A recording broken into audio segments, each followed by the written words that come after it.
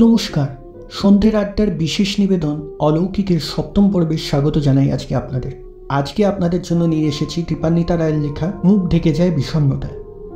দীপান্বিতা রায়ের ছোটবেলা কেটেছে বার্নপুরে, তারপর যাদবপুরে তুলনামূলক সাহিত্য নিয়ে পড়াশোনা, বর্তমানে সাংবাদিক। লেখালেখি শুরু করেন 2008 সালে। সব রকমেরই গল্প তিনি লিখে থাকেন। তার বই ভারতের বিভিন্ন ভাষায় অনুবাদ হয়েছে, ভূষিত হয়েছেন বহু পুরস্কারে। তাহলে শুরু হতে চলেছে আজকের গল্প। সময়টা মনে হয় বিকেল, আকাশে অল্প মেঘ রয়েছে, তবে বর্ষাকাল নয় বোধ হয়। মেঘের ফাঁক দিয়ে চোরা একটা আলো এসে ঢুকছে জানলার পথে। জানলার ঠিক সামনেই বসে আছে মেয়েটা, ঘরের দিকে পিঠ করে, চুলগুলো এলোমেলো, খোলা। মেয়েটার মুখ দেখা যাচ্ছে না, কিন্তু বসার ভঙ্গিতে একটা অসম্ভব বিষণ্ণতা। কিরকম যেন মনে হচ্ছে মেয়েটা আসলে জানলার ধারে বসে লুকিয়ে কাঁদছে। কিন্তু কে মেয়েটা? আমার চেনা কেউ? এই জায়গাটাই বা কোথায়? এখানে আমি এলাম কি করে? চারপাশে কেউ কোথাও নেই। অথচ প্রশ্নের উত্তরগুলো জানার ইচ্ছায় শুভমের ভেতরটা কেমন যেন ছটফট করছে। গলাটা শুকিয়ে আসছে তার। দূরে কোথায় যেন একটা পাখি ডাকছে। মনে হচ্ছে ওই মেয়েটা যেন ঘুমটা ভেঙে যেতে থরমর করে উঠে বসলো শুভম। মোবাইলে অ্যালার্ম বাজছে। স্বপ্নে সেটাই বোধহয় পাখির ডাক হয়ে গেছিল, কিন্তু কিরকম অদ্ভুত যেন স্বপ্নটা। মেয়েটার মুখটাই তো দেখা গেল না। ঘড়ির দিকে তাকিয়েই স্বপ্নের ঘোর কেটে গেল শুভমের। এক্ষুনি রেডি হতে হবে, না হলে দেরি হয়ে যাবে। প্রথম দিনেই দেরি করে পৌঁছলে বুড়ি নির্ঘাত ট্যাক করে কথা শোনাবে। খাট থেকে লাফ দিয়ে নেমে বাথরুমে ঢোকে শুভম। একেবারে স্নান সেরে বেরোয়। ফ্রিজে দুধ আছে, দুধ, কলা আর চিড়ে কিংবা কর্নফ্লেক্স। সাধারণত সকালবেলায় এটাই শুভমের স্ট্যান্ডার্ড ব্রেকফাস্ট। দুপুরের খাওয়া ক্লায়েন্টের বাড়িতে, রাতে একজন মাসি এসে রান্না করে দিয়ে যায়। এরকমটা ছাড়া অবশ্য উপায়ও নেই, কারণ বেহালার এই এক কামরার ফ্ল্যাটটাতে শুভম একাই থাকে। মফস্বলের ছেলে, মা বাবা শিলিগুড়িতে। শুভমেরও স্কুল কলেজ সব সেখানেই, সাধারণ গ্র্যাজুয়েট। পাশ করার পর চাকরি জোটেনি অনেকদিন, তারপর কাগজে বিজ্ঞাপন দেখে অ্যাপ্লাই করায় এই কাজটা পেয়ে গেছে। অবশ্য আহামরি কিছু নয় মোটে। তার মতো সাদামাটা বিএ পাস ছেলেকে আহামরি চাকরি দেবেই বা কে? একটা বেসরকারি হাসপাতালের হয়ে সে কাজ করে ডে কেয়ার সেন্টারে। মানে কোনো বৃদ্ধ বা অসুস্থ মানুষ যার সবসময় দেখাশোনার জন্য লোক দরকার, তাদের জন্য ডে কেয়ার সেন্টারে আবেদন করলে শুভম বা শুভমের সহকর্মীদের সেখানে পাঠানো হয়। তারা মেল নার্স নয়, কারণ নার্সিংয়ের জন্য আলাদা ট্রেনিং লাগে। তবে সাধারণ দেখাশোনা, ওষুধ খাওয়ানো, প্রেশার মাপা, ইঞ্জেকশন দেওয়া, এসব কাজ যাতে করতে পারে সেজন্য হাসপাতাল থেকে তাদের ট্রেনিং দেওয়া হয়। এছাড়া প্রয়োজনে খাইয়ে দেওয়া, স্নান করানো, কাগজ পড়া, বিকেলে বাইরে একটু ঘুরতে নিয়ে যাওয়া, এসব তো আছেই। ডেইলি বেসিসে পেমেন্ট। ট্রেন্ড নার্সের মতো তাদের চার্জ অতটা বেশি নয়, তবে নেহাত কমও নয়। মাসের মধ্যে 25-26 দিন অন্তত কাজ পাওয়াই যায়। রোজগারও মন্দ নয়। শুভমের মতো একলা মানুষের বাড়ি ভাড়া দিয়েও চলে যায়। তবে এই ক্ষেত্রে পার্টির সঙ্গে তারা কীরকম ব্যবহার করছে সেটা খুব জরুরি। এ ব্যাপারে এখনো পর্যন্ত শুভমের বেশ সুনামি আছে। হাসপাতাল তাকে যেখানেই পাঠিয়েছে কখনো কেউ নিন্দে করেনি, বরং প্রশংসাই করেছে। তাই তার কাজ পেতে অসুবিধা হয় না। একটাই অসুবিধে, ছুটি ছাটার বালাই নেই। পার্টি এসে গেলে বিয়ে, পৈতে, কালী পুজো, দুর্গাপুজো যাই হোক না কেন, তোমাকে কাছে যেতেই হবে। শুভম একা থাকে বলে অতটা অসুবিধে হয় না ঠিকই, তবে গত 2 বছর সে একেবারে বাড়ি যেতে পারেনি। দরজায় তালা লাগিয়ে বড় রাস্তায় এসে শুভম একটা মিনি বাসে উঠল। রবিবার বলে ভিড় নেই তেমন। একটু এগোতে বসার জায়গাও পেয়ে গেল। জানলার ধারে সিট।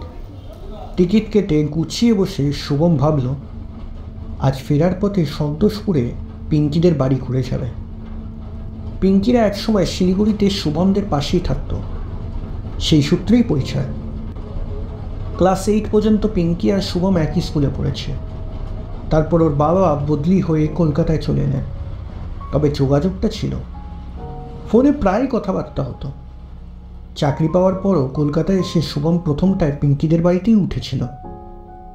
তারপর অবশ্য 1 সপ্তাহের মধ্যেই বেহালার এই বাড়িটা পাওয়া গেল। তবে সময় পেলে শুভম মাঝে মধ্যেই পিঙ্কিদের বাড়ি যায়। একে তো কলকাতায় তার এখনো কোনো বন্ধু বান্ধবী নেই, তাছাড়া পিঙ্কিদের বাড়ি যেতে, পিঙ্কির সঙ্গে গল্প করতে শুভমের ভালো লাগে। একটু কাছে এসে বসলে যদি ওর খোলা চুলের গন্ধ নাকে এসে লাগে, তাহলে ভারী গোপন একটা শিরশিরানিও হয়। পিঙ্কি খুব খোলামেলাভাবেই তার সঙ্গে গল্প করে, ইয়ার্কি মারে। সত্যি কথা বলতে এত বড় শহরে পিঙ্কি তো একমাত্র বন্ধু, কিন্তু এর বাইরে পিঙ্কির অন্য কোনো অনুভূতি আছে কিনা শুভম বুঝতে পারে না, বোঝার চেষ্টাও হয়তো করে না। কারণ এই মুহূর্তে তার যা রোজগার পাতি, তাতে পিঙ্কির মতো কোনো মেয়ের সঙ্গে জড়িয়ে পড়াটা যে ঠিক হবে না, সেটুকু বোঝার মতো বুদ্ধি শুভমের আছে। তবু নিজের একান্ত ভালো লাগার অনুভূতিটুকু সে উপভোগ করে। পিঙ্কির কথা ভাবতে ভাবতে শুভম দেখল থিয়েটার রোডের ক্রসিংয়ে পৌঁছে গেছে। পরের স্টপেই নামতে হবে তাকে। আজ থেকে যে পার্টির কাছে সে কাজ করবে, সেই কুন্দন শাহরা থাকেন কামাক স্ট্রিটে। একটা বেশ বড় সড়ো কমপ্লেক্সের ভেতর গোটা একটা ফ্লোর জুড়ে বিশাল ফ্ল্যাট। শোয়ার ঘরই আছে বোধহয় গোটা 5-6। কাল কুন্দনের সঙ্গে দেখা করতে গেছিল শুভম, তখন স্বাভাবিকভাবেই গোটা ফ্ল্যাট ঘুরে দেখার কোনো সুযোগ হয়নি। কুন্দনরা গুজরাটি। কুন্দনদের নিজের এক্সপোর্ট ইম্পোর্টের বিশাল ব্যবসা আছে, খুবই পয়সাওয়ালা লোক। তার মা সরজুবালাকেও দেখাশোনার দায়িত্ব শুভমের। ব্যাপারটা যত সহজভাবে বলা গেল, ঘটনাটা কিন্তু ঠিক অতটা সহজভাবে ঘটেনি। শুভমদের ডে কেয়ার সেন্টারে অনেক মেয়েও কাজ করে। সাধারণত পার্টি যদি মহিলা হয়, তাহলে তার দেখাশোনার জন্য মেয়েদের পাঠানো হয়, কিন্তু এই ক্ষেত্রে অবস্থাটা একটু গণ্ডগোলের দাঁড়িয়েছিল। সরজুবালার বয়স 70-এর ওপর, বিপুলকায় দেহ এবং রোগের ডিপো। মাঝে মধ্যেই তিনি টুকটাক অসুস্থ হয়ে পড়েন, এবং তখন তাকে দেখাশোনা করার জন্য শুভমদের ডে কেয়ার সেন্টার থেকে লোক পাঠানো হয়। কিন্তু এবার সরজুবালা অসুস্থ হয়ে পড়েননি। কুন্দন শাহ 1 মাসের জন্য সস্ত্রীক ইউরোপ ঘুরে যাচ্ছে। এই 1 মাস তার মায়ের কাছে থাকার জন্য তিনি একজন মাঝবয়সী মহিলাকে ঠিক করেছিলেন। মাস 2 আগে থেকে কাজে লাগিয়ে তাকে সব কিছু বুঝিয়েও দেওয়া হয়েছিল, কিন্তু এমনই ভাগ্য যে ঠিক যাওয়ার 2 দিন আগেই সে মহিলা জানিয়ে দিলেন যে তিনি কাজটা করবেন না। শুভমের সহকর্মী নন্দিতা, প্রীতি কিংবা নিমিষার মতো যারা আগে সরজুবালার দেখাশোনা করেছে, তারা অবশ্য সবাই আড়ালে বলেছে যে এটাই স্বাভাবিক। কারণ বুড়ি এমন ক্যাটক্যাটে যে যথেষ্ট টাকা দিলেও টানা 1 মাস তার সঙ্গে থাকতে সহজে কেউই রাজি হবে না। ডে কেয়ার সেন্টার থেকে লোক না নিয়ে কুন্দন শাহ বোধহয় কিছুটা পয়সা বাঁচানোর চেষ্টা করেছিলেন। সে উদ্দেশ্যটা সম্পূর্ণই মাঠে মারা গেল। ঝামেলা হলো যখন কুন্দন শাহ শুভমদের অফিসে এসে লোক চাইলেন, কারণ তখন দেখা গেল একটিও মেয়ে খালি নেই। অথচ কুন্দন একজন ভালো ক্লায়েন্ট, হাসপাতাল তাকে ফিরিয়ে দিতে চায় না। অনেক আলোচনার পর শেষ পর্যন্ত ঠিক হলো শুভম যাবে তার মায়ের দেখাশোনা করতে। মেয়েদের মধ্যে কেউ খালি হলেই শুভমকে তুলে এনে তাকে পাঠিয়ে দেওয়া হবে, এই শর্তে আজ কাজ শুরু করেছে শুভম। কাল তাকে বাড়িতে ডেকে সব বুঝিয়ে দিয়ে রাতের ফ্লাইটেই ছেলে বউ নিয়ে রওনা দিয়েছেন কুন্দন। তবে কাল বেশ ভয় ভয় এলেও প্রাথমিক আলাপ পর্বটা বিশেষ খারাপ হয়নি শুভমের। তার যেটা আশঙ্কা ছিল, একে বয়স্কা মহিলা, তার উপর গুজরাটি ফ্যামিলি, মেয়ের বদলে ছেলে দেখাশোনা করলে কী মূর্তি ধারণ করবে কে জানে। তবে সেরকম কিছুই ঘটেনি। তাকে দেখে মহিলা যে খুব অসন্তুষ্ট হয়েছে সেরকমও মনে হয়নি। তবে বুড়ি খুবই খিটখিটে এবং দেমাকি। বড়লোক বাড়ির বউ বলে সবার মাথা কিনে রেখেছেন এরকম একটা হাবভাব। কুন্দন শাহ বা তার স্ত্রীর মানসিকতাও হয়তো একই রকম, তবে তাদের একটা পালিশ থাকায় সেটা সহজে বোঝা যায় না। সরজুবালার ক্ষেত্রেও সেটা খুবই প্রকট। শুভম ঠিক করে নিয়েছে যে কোনো কিছু নিয়েই মাথা ঘামাবে না। যতদিন না তার বদলি আসছে ততদিন কানে দিয়েছ তুলো, পিঠে বেঁধেছি কুলো করে কোনো রকমে চালিয়ে যাবে। শুভম যখন কুন্দন সাহাদের ফ্ল্যাটে ঢুকলো, সরজুবালা তখন নিজের ঘরে একটা চওড়া মতো কেদারায় বসেছিলেন। মুখখানা অপ্রসন্ন, ভুরু কুচকে আছে। শুভম ঢোকা মাত্রই সামনে দেওয়ালে ঝোলানো ঘড়ির দিকে তাকালেন তিনি। শুভমের ডিউটি 8টা থেকে শুরু, ঘড়িতে 8:03। ভুরুর ভাঁজটা সামান্য একটু সোজা হলো। অল্প টান থাকলেও সরজুবালা বাংলায় বললেন পরিষ্কার। শুভমকে উল্টো দিকের একটা টুলে বসতে বলে ক্যানক্যানে গলায় হাঁক পারতেই বাড়ির পুরনো কাজের লোক রাম ভরসা এসে হাজির।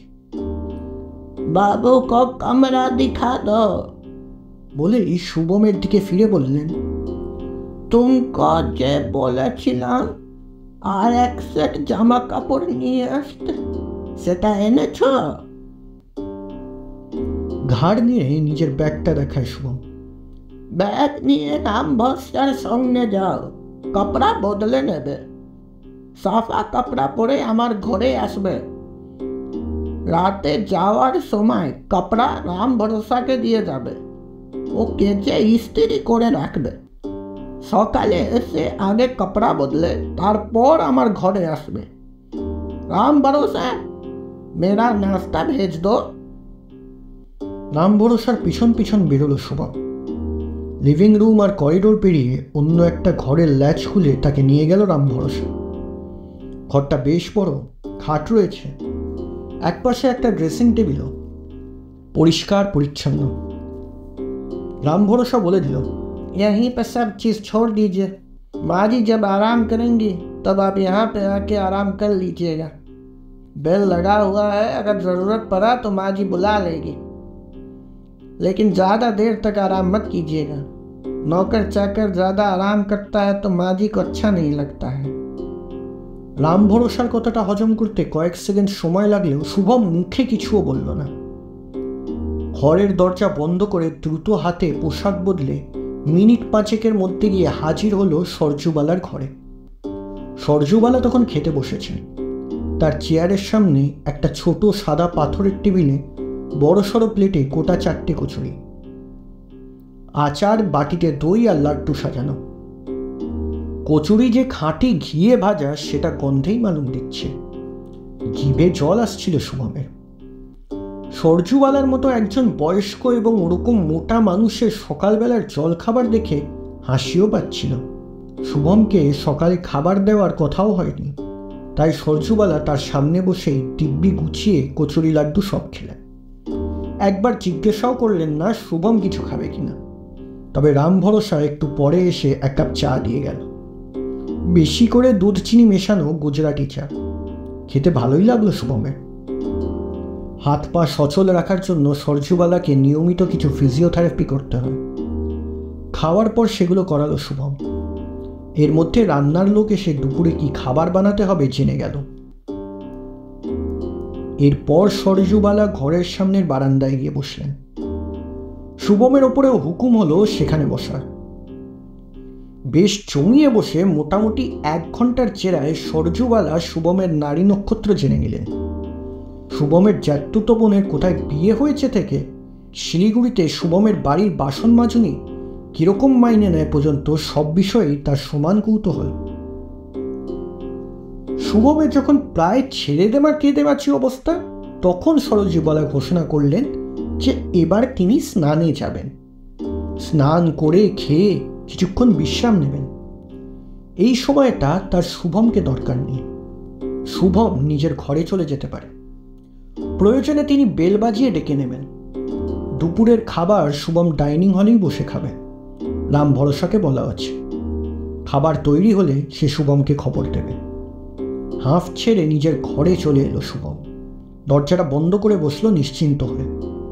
মোবাইলে গোটা 2 মেসেজ এসেছে ইতিমধ্যে, সেগুলো চটপট দেখে নিয়ে রিপ্লাই করল। ছাড়া জামা কাপড়গুলো রাখা আছে চেয়ারের ওপর। সেগুলো কি আলমারিতে রাখবে? ভাবতে গিয়েই চোখ পড়ল একদিকের দেওয়ালের হুকে গোটা কয়েক হ্যাঙ্গার ঝোলানো আছে। শার্ট আর ট্রাউজারটা পরিপাটি করে সেখানে ঝুলিয়ে দেওয়া গেল। তারপর ঘুরে ঘুরে গোটা ঘরটা দেখতে লাগলো শুভম।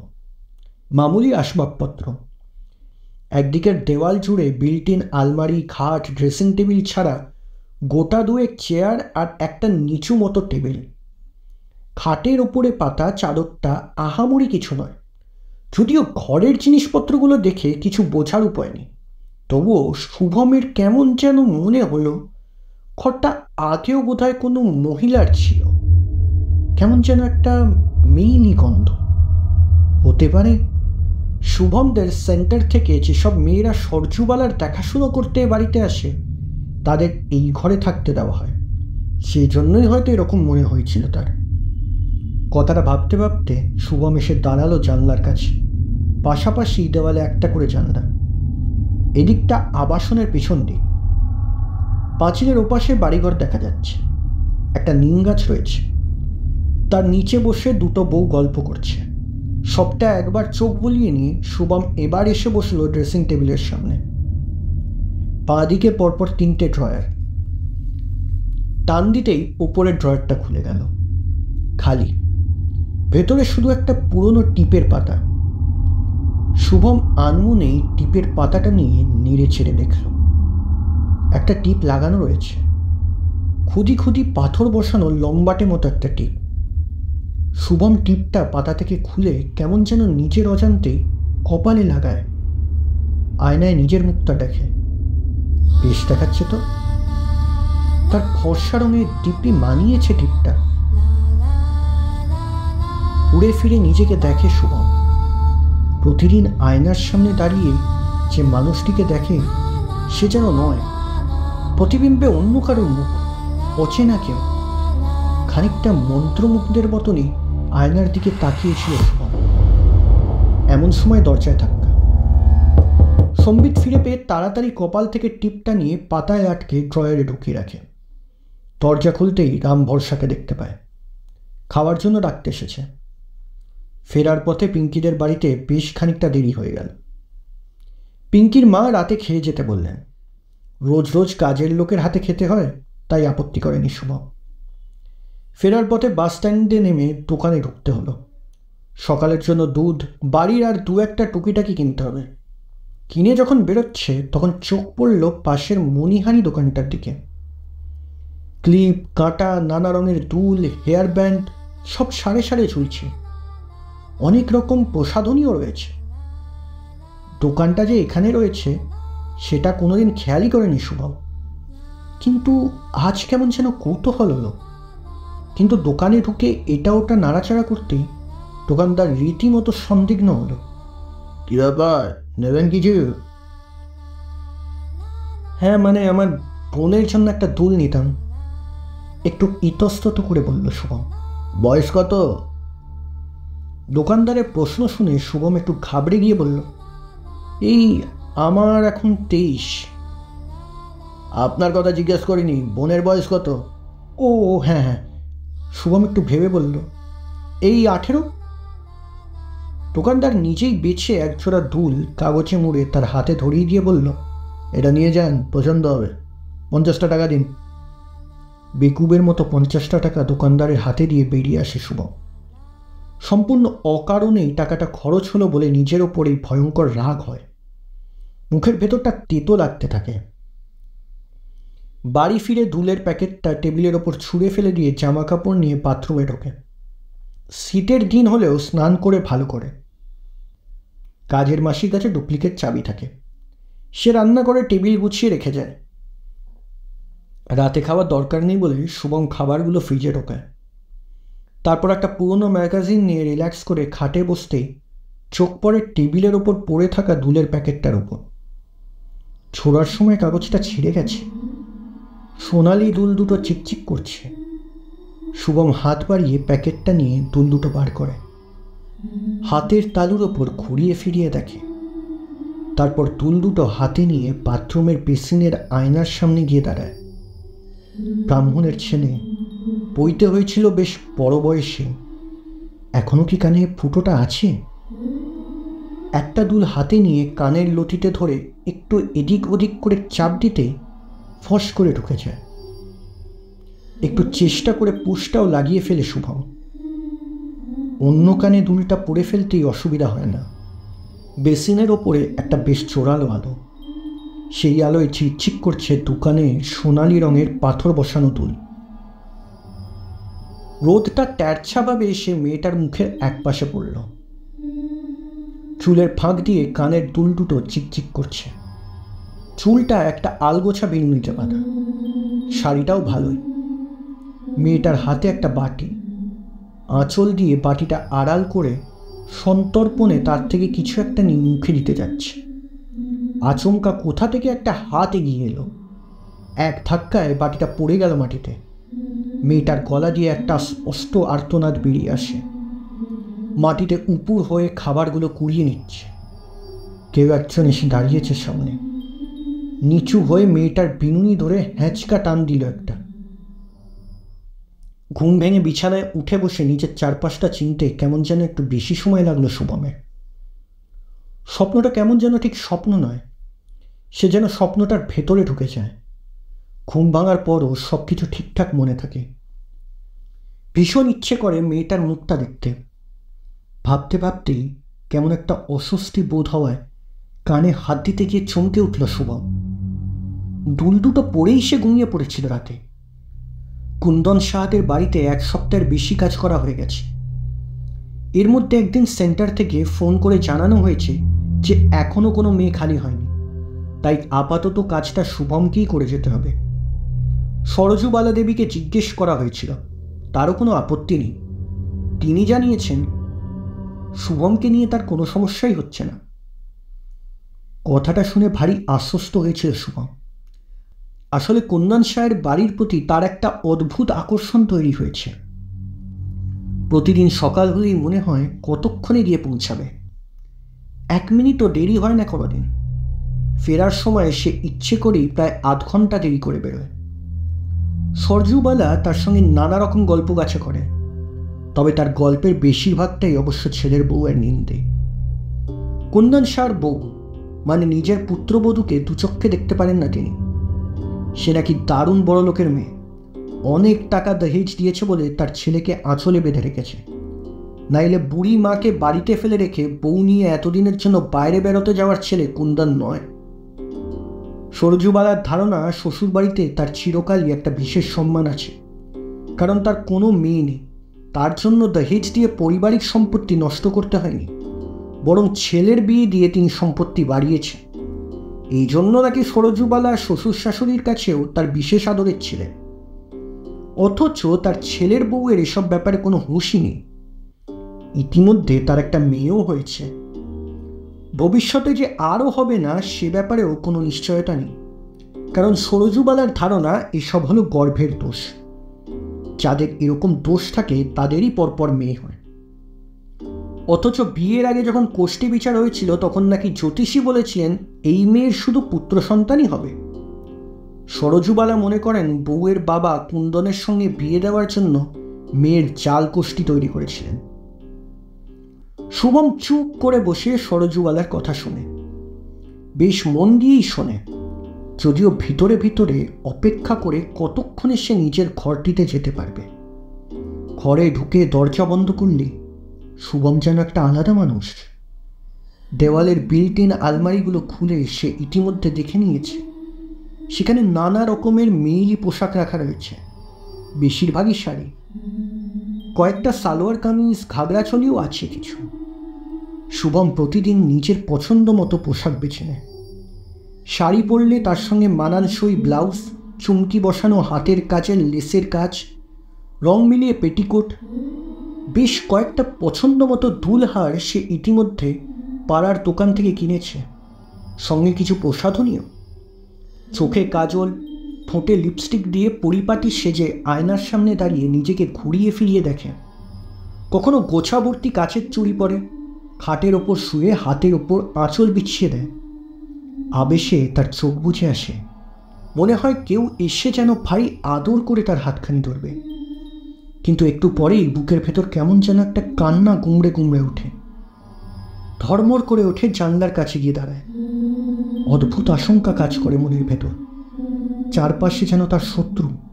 নিজেকে সবার থেকে আড়াল করে রাখতে হবে, রক্ষা করতে হবে নিজের শরীরটাকে। খাড়া যেন যন্ত্রণা দিয়েছে তাকে। ভীষণ মমতায় সেই কালশিটে পড়া ব্যথায় হাত বোলাতে ইচ্ছে করে। প্রথম কয়েকদিন একটু অস্বস্তি হচ্ছিল। মনে হচ্ছিল পোশাকগুলো যেন তাকে ঠিকঠাক মানাচ্ছে না। সোনালি রঙের ঘাগরার সঙ্গে উজ্জ্বল কমলা চলি পরেও শরীরে কামনীয়তা ঠিকমতো ফুটছে না। কিন্তু যত দিন যাচ্ছে শুভম বুঝতে পারছে পোশাকগুলো যেন তার শরীরের সঙ্গে ক্রমশ মানানসই হয়ে উঠছে। তার শরীরটা যেন পোশাকের সঙ্গে মানিয়ে নিতে বদলে যাচ্ছে একটু একটু করে। এদিকে স্বপ্নের সেই মেয়েটার সঙ্গে ক্রমশ পরিচয় বাড়ছে শুভমের। মেয়েটার জীবনের অনেক গোপন কথা সে এখন জেনে গেছে। কি ভীষণ কষ্টে থাকে মেয়েটা। কেউ তাকে ভালোবাসে না, পেট ভরে খেতে পর্যন্ত পায় না। সারাক্ষণ তার গোটা শরীর চেয়ে থাকে বিষণ্ণতায়। আজকাল শুধু স্বপ্নে নয়, মাঝে মাঝে শুভমের মনে হয় মেয়েটা যেন সারাক্ষণই তার চারপাশে আছে।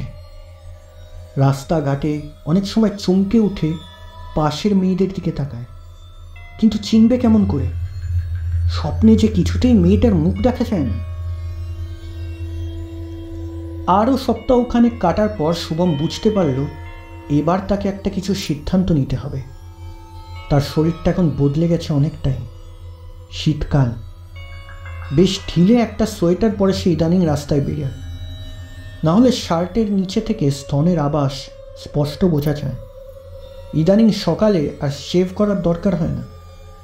তার চওড়া হাতের পাতা বেঁটে বেঁটে আঙুলে বদলে গিয়ে লম্বাটে গড়নের হয়ে গেছে। পায়ের গোড়ালি আর খসখসে শক্ত নেই। শুধু চেহারা নয়, তার মনের ভাবও বদলে গেছে অনেকটাই।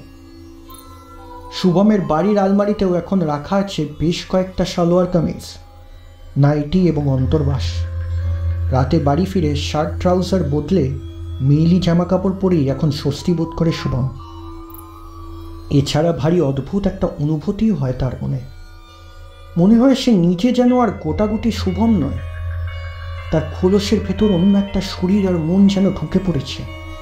সেই নতুন শরীর আর মনটাই তাকে একটু একটু করে দখল করে ফেলছে, আর সে বদলে যাচ্ছে সেই অচেনা মানুষের মধ্যে। কাজের জায়গায় অবশ্য এখনো কোনো অসুবিধা হয়নি। রাম ভরসা বুড়ো মানুষ, চোখে ভালো দেখে না, আর সরজুবালাও অত কিছু লক্ষ্য করেন না। তিনি নিজের কথা বলতেই ব্যস্ত।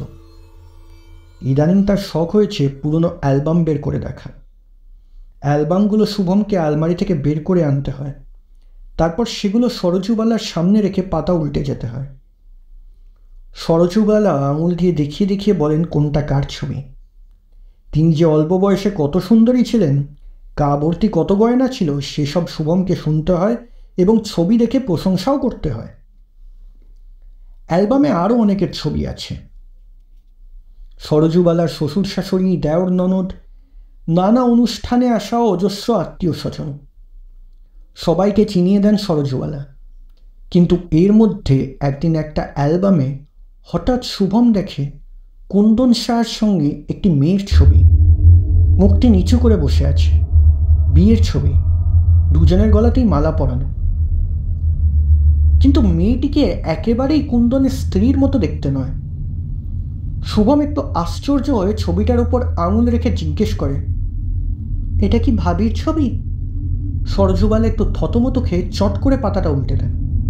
তারপর বলেন, ओ मेरा बहू कुंदन की पहली बीवी बदमाश लड़की थी। শুভম বুঝতে পারে কুন্দন শাহ তার মানে এটি দ্বিতীয় বিয়ে। কোনো কারণে হয়তো বনি বনা হয়নি। আর সরজুবালা তো কোনো বউকেই পছন্দ করেন না। কুন্দন শাহের বাড়িতে কাজে যোগ দেওয়ার পর প্রায় 2 সপ্তাহ পেরিয়ে গেছে। ক্রমশ একটা অসম্ভব অস্থিরতা গ্রাস করছে শুভমকে। আজকাল তার গোটা রাত জুড়েই থাকে সেই অচেনা মেয়ের স্বপ্ন। মেয়েটার উপর অত্যাচার ক্রমশ বাড়ছে। কাঁধের একপাশে ছ্যাঁকা খাওয়ার কালো দাগ দেখছে শুভম। কোমরের ভাঁজে রক্ত জমা নীল যন্ত্রণা। শুভমের মনে হচ্ছে সময় যেন ক্রমশ কমে আসছে। খুব দ্রুত একটা ভয়ানক কিছু ঘটবে, আর সেই ভয়ঙ্কর ঘটনার সঙ্গে তারও যেন কোথাও একটা যোগ আছে। সপ্তাহের শেষের দিকে শুভম পিঙ্কিকে ফোন করে জানায় যে তার এক বোন কলকাতায় একটা ট্রেনিংয়ের জন্য আসছে। মাসখানেকের জন্য পেইং গেস্ট থাকতে পারবে এরকম কোনো জায়গা যদি পিঙ্কির জানা থাকে তাহলে যেন তাকে জানায়। দিন সাতেক পরে পিঙ্কি জানালো যে ব্যবস্থা হয়েছে। তারই এক বন্ধুর বাড়ির বাইরের দিকে একটা ঘরে শুভমের বোন থাকতে পারবে। তবে বন্ধুর মা একলা থাকেন, তিনি খাওয়া দাওয়ার ব্যবস্থা করতে পারবেন না। পিঙ্কির কাছ থেকে ফোন নম্বর নিয়ে শুভম তখনই মহিলার সঙ্গে কথা বলে জানিয়ে দিল যে পরদিন সন্ধেবেলায় নন্দিনী মিত্র মানে তার বোন জিনিসপত্র নিয়ে চলে যাবে। মহিলা জানতে চাইলেন শুভম সঙ্গে আসবে কিনা। শুভম জানালো তার পক্ষে যাওয়া সম্ভব নয়, কারণ সে কয়েকদিনের জন্য কলকাতার বাইরে যাচ্ছে। তবে মহিলার যদি কোনো অসুবিধা হয় তাহলে তিনি পিঙ্কির সঙ্গে ফোনে যোগাযোগ করতে পারেন। সেদিনই কুন্দন সাহের বাড়িতে গিয়ে শুভম সরজুবালাকে বলল সেন্টার থেকে তাকে জানিয়ে দিয়েছে যে সহেলি নামে একটি মেয়ে খালি হয়েছে, তাই পরদিন থেকে সে আসবে সরজুবালার দেখাশুনো করতে। শুভমের এবার ছুটি। কথাটা শুনে সরজুবালা খুব যে খুশি হলেন তা নয়, তবে সেদিন দুপুরে খাবারের সঙ্গে রাম ভরসা কয়েক রকম মিষ্টি প্লেটে সাজিয়ে দিল। আর শুভম একটু তাড়াতাড়ি বেরোতে চাইলে সরজুবালা আপত্তি করলেন না। ক্যামাক স্ট্রিট থেকে বেরিয়ে শুভম প্রথমে গেল নিউ মার্কেট। সেখান থেকে কিছু জিনিসপত্র কিনে বাড়ি এসে একটা স্যুটকেসে সব গুছিয়ে নিল। রান্নার মাসিকে আগেই বলা ছিল সে কয়েকদিন থাকবে না। 7:30 নাগাদ নিজের ফ্ল্যাট থেকে বেরিয়ে দরজায় তালা লাগালো শুভম। তারপর চারপাশটা ভালো করে দেখে নিয়ে লিফটে চড়ে সোজা উঠে গেল ছাদে। ফাঁকা ছাদে পোশাক বদলে নেমে এলো নিচে। ঠিক 1 ঘন্টা পরে পেইং গেস্ট নন্দিনী মিত্র বেল বাজালো তার নতুন ঠিকানায়। হালকা একটা সুটকেস আর ব্যাগ ছাড়া মালপত্র বিশেষ কিছু নেই দেখে আশ্চর্যই হলেন গৃহকর্মী। নন্দিনী তাকে জানিয়ে দিল যে তার ট্রেনিং শুরু হয় 8টায়, তাই সকাল 7টার মধ্যে সে তৈরি হয়ে বেরিয়ে যাবে। ব্রেকফাস্টের ব্যবস্থা তার আছে, তাই আন্টিকে সে নিয়ে কোনো চিন্তা করতে হবে না। পরদিন কাঁটায় কাঁটায় 8টায় কুন্দন সাহের কামাক স্ট্রিটের ফ্ল্যাটে এসে বেল বাজালো সহেলি। সরজুবালা অপেক্ষা করেছিলেন। রাম ভরসা ভেতরে নিয়ে গেল সহেলিকে। দেখে একটুও পছন্দ হলো না সরজুবালার। সালোয়ার কামিজ পরা, 22-23 বছর, মিষ্টি চেহারা, পিঠে একটা লম্বা বেনি। মুখটা কঠিন হয়ে গেছিল সরজুবালার। কিচ্ছু করার নেই, কুন্দনদের ফিরতে এখনো 6 দিন দেরি। সেই কদিন এই মেয়েটাকেই সহ্য করতে হবে। একবার মনে হয়েছিল যে ডে কেয়ার সেন্টারে ফোন করে বলবেন লড়কির দরকার নেই, ওই লড়কাটাই থাকুক, কিন্তু কেউ যদি আবার কিছু মনে করে তাই বলতে পারেননি। মুখটা বাঁকিয়ে সূর্যবালা বললেন, राम भरोसा उसका कमरा दिखा दो। রাম ভরসার পিছন পিছন সহেলি ডাইনিং হল করিডোর পেরিয়ে গিয়ে ঢুকলো ঘরে। দরজাটা বন্ধ করে আস্তে আস্তে গিয়ে ড্রেসিং টেবিলের সামনে তুলে গিয়ে বসল। চুপ করে কিছুক্ষণ তাকিয়ে রইল আয়নার দিকে। বিচিত্র একটা হাসি ফুটে উঠল তার ঠোঁটে। তারপর ধীরে ধীরে উঠে বিছানায় শুয়ে পড়ল। চোখের পাতা জড়িয়ে আসছে ঘুমে। নতুন জায়গা, তাই আগের দিন রাতে ভালো ঘুম হয়নি, কিন্তু তার মধ্যে সবটা সময় জুড়ে ছিল স্বপ্নটা। সেই মেয়ে যার মুখ দেখা যায় না, কিন্তু যার সারা শরীর জুড়ে বিষণ্ণতা, যার কুমড়ানো কান্নার আওয়াজ শোনা যায়, তার সঙ্গে সবাই খারাপ ব্যবহার করে, মারধর করে। মেয়েটা একটা অসহ্য কুকুরের মতো কোনায় ঢুকে মার খায়, দুহাত তুলে মার বাঁচানোর চেষ্টা করে। কারা তাকে মারে দেখা যায় না, কেন মারে তাও খুব স্পষ্ট নয়। তবে কুমড়ানো কান্নার পাশে পাশে আবছা দাঁত পেশা গলায় যেসব শব্দ শোনা যায়, তাতে মনে হয় টাকা পয়সার একটা ব্যাপার আছে এর মধ্যে। 3 সপ্তাহের বেশি হয়ে গেল স্বপ্নটা সে রোজ দেখছে। প্রথম দিকে সবই খুব অস্পষ্ট ছিল, একটু একটু করে গল্পটা বাড়ছে। স্বপ্নটা কোথায় গিয়ে শেষ হবে জানে না, কিন্তু সারাক্ষণই মন খুব খারাপ হয়ে থাকে। মেয়েটার জন্য একটা অজানা আশঙ্কায় বুকের ভেতর ঘুরঘুর করে। এখনো পর্যন্ত একদিনও স্বপ্নে মেয়েটার মুখ দেখতে পায়নি সে। অথচ কেমন যেন চেনা মনে হয়। বাড়ি ঘর আশপাশ, যারা ওর ওপর অত্যাচার করছে তাদের আবছা শরীরের গঠন সবই যেন চেনা চেনা। সহেলিকে কিছুতেই পছন্দ হচ্ছে না সরজুওয়ালার, অথচ মেয়েটার কাজে কিন্তু কোনো খুঁত নেই। ঠিক সময় আসে, যত্ন করে ফিজিওথেরাপি করায়, ওষুধ খাওয়ায় সময় মতো, বিকেলে চুলও বেঁধে দেয়, জামা কাপড়ও গুছিয়ে দেয়, এ সবই করে ঠিকঠাক। কিন্তু তবুও তাকে অসহ্য লাগে সরজুওয়ালার। সামনে এসে দাঁড়ালেই বিরক্তি বোধ হয়। কাজে এতটুকুও এদিক ওদিক হলেই মুখ ছোটান। সহেলি কিন্তু মুখে মুখে জবাব দেয় না, কিন্তু কেমন একটা করে যেন তাকায়। চাউনিটা গায়ে জ্বালা ধরিয়ে দেয় সরজুওয়ালার। মেয়েটা নিজের ঘরে থাকলে তিনি স্বস্তি পান, কিন্তু আবার কাজের লোক আরাম করে শুয়ে আছে ভাবলে এমন গা চিরবির করে যে তক্ষুনি হাতের কাছে বেলটাকে চ্যাঁ চ্যাঁ করে বাজিয়ে ফেলেন। একটাই রক্ষে, কুন্দনদের আসার সময় হয়ে গেছে, আর মাত্র 3 দিন বাকি। কুন্দনরা আসলেই মেয়েটাকে বিদায় করে দেবেন তিনি। সহেলিকে সে কথাও বলে রেখেছেন, আগামীকাল ভোর রাতের ফ্লাইটে ফিরবে কুন্দন সাহারা। কামাক স্ট্রিটের বাড়িতে আজই তার শেষ দিন। সকালে দরজায় বেল বাজাতে বাজাতে কথাটা ভাবছিল সহেলি। 1 মাস বাদে ছেলে ফিরছে। সরজুবালার মেজাজ আজ তাই বেশ ভালো। সহেলির কাছেও তাই মন খুলে খানিক বউয়ের নিন্দেমন্দ করলেন। তারপর জানিয়ে দিলেন রাম ভরসা আজ বড়বাজারে যাবে নিজের দেশওয়ালি লোকের সঙ্গে দেখা করতে। দুপুরে খাওয়া দাওয়া সেরে চলে যাবে। সন্ধ্যের পর সহেলি বেরোনোর আগেই ফিরে আসবে। বিকেলের চা আজ তাই সহেলিকেই বানিয়ে সরজুবালাকে খাওয়াতে হবে। নিঃশব্দে মাথা নেড়ে খাওয়া দাওয়া সেরে নিজের ঘরে চলে আসে সহেলি। একটু পরে রাম ভরসা এসে দরজায় ধাক্কা দিয়ে জানিয়ে দেয় যে বেরোচ্ছে। ফ্ল্যাটের সদর দরজা বন্ধ করে নিজের ঘরে ফিরে আসে সহেলি। আলমারি থেকে বের করে চুমকি বসানো আগুন রঙা শাড়ি, সঙ্গে ম্যাচিং ব্লাউজ আর পেটিকোট। আয়নার সামনে বসে চোখে কাজল, ঠোঁটে লিপস্টিক দিয়ে নিখুঁতভাবে সাজেন। গলায় কানে গয়নাও বাদ দেয় না। শাড়ির সঙ্গে রং মিলিয়ে 2 হাতে পরে নেয় কাঁচের চুড়ি। ততক্ষণে শীতের বিকেল গড়িয়ে বাইরে ছায়া ছায়া অন্ধকার। সহেলি নিঃশব্দে দরজা খুলে চলে যায় রান্নাঘরে। পরিপাটি করে চা বানায়, কাপে ঢেলে ট্রেতে সাজিয়ে নিয়ে আসে সরজুবালার ঘরে। দুপুরের ঘুম সেরে ততক্ষণে খাটে উঠে বসেছেন সরজুবালা, কিন্তু ঘরের আলো জ্বালা হয়নি। সুইচটা টিপে দেয় সহেলি। মুহূর্তে চমকে ওঠেন সরজুবালা। কন কন হতম। ট্রেটা টেবিলের ওপর নামিয়ে সহেলি বলে, চিনতে পারছেন আমায়? এত মারধর, গায়ে গরম জল ঢেলে দেওয়া, সব ভুলে গেলেন এর মধ্যেই?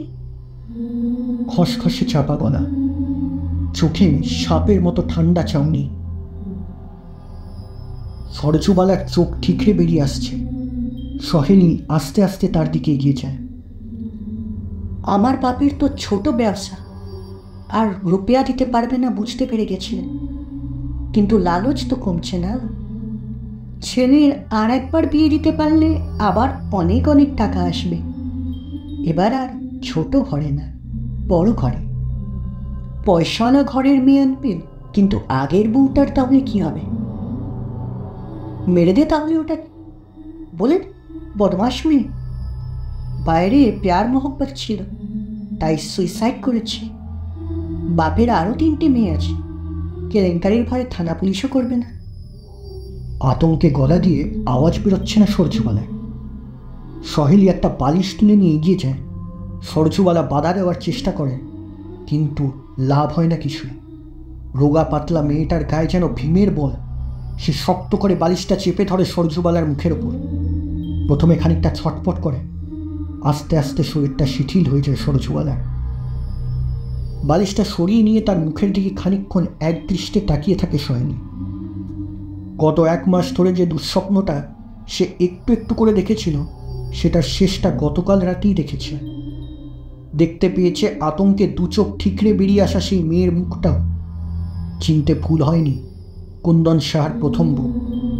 যথেষ্ট দহেজ দিতে না পারার অপরাধে তার গায়ে কেরোসিন ঢেলে আগুন লাগিয়ে ঘরের দরজা বন্ধ করে দিয়েছিলেন সরজুবালা। একটা জ্বলন্ত আগুনের গোলার মতো চিৎকার করতে করতে পুড়ে ঝামা হয়ে গেছিল মেয়েটা। সরজুবালা সবাইকে বলেছিলেন শ্বশুর বাড়ির মুখে কালি দেওয়ার জন্য বউ সুইসাইড করেছে। বালিশটা রেখে দিয়ে ঘরে আসে সহেলি। নিজের জিনিসপত্রগুলো দ্রুত গতিতে গুছিয়ে নেয়। রাম ভরসা ফিরে আসার আগেই বেরিয়ে যেতে হবে বাড়ি থেকে। পোশাক না বদলেই আয়নার সামনে একবার দাঁড়ায়। কাঁচের ওপর চেনা মুখ। সরজুবালার অ্যালবামে তাকেই প্রথম দেখেছিল সহেলি। গতকাল রাতের স্বপ্নেও দেখেছে।